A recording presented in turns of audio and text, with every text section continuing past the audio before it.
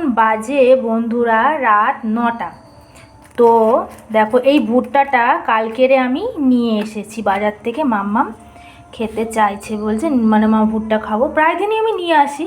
তো তোমাদের দাদা ভাই মানে বলছি দাঁড়াও, মাম্মামের অ্যাক্টিভিটি স্কুলে, যেখানে অ্যাক্টিভিটি সমস্ত গান ড্রয়িং যা শেখে একই জায়গায় শেখে।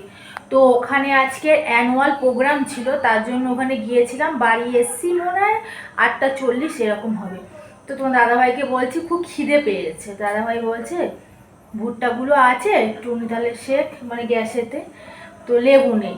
কিন্তু সত্যি কথা বলতে আমরা একটা এমন জায়গায় থাকি না, রাত 10টা পর্যন্ত রাস্তায় বেরোলে সব কিছু পাবো। সঙ্গে সঙ্গে 5 মিনিট রাখবো না, পয়সা নিলাম, রাস্তায় গেলাম, লেবুটা নিয়ে চলে এলাম।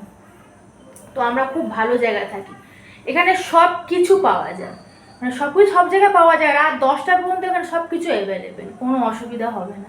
একটা গেস্ট এলো, চিকেন টিকেন আনবো, কোনো ব্যাপার নেই, রাত 10টা পর্যন্ত খোলা।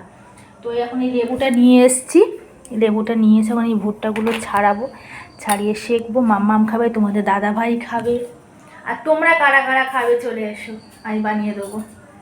তো চলো টাটা, গুড নাইট। কারা খাবে চলে এসো। তো এগুলো সেঁকে নিয়ে এখন গ্যাসে যেহেতু শেখবো, আমাদের উনুন নেই। তো চলো টাটা, বাই।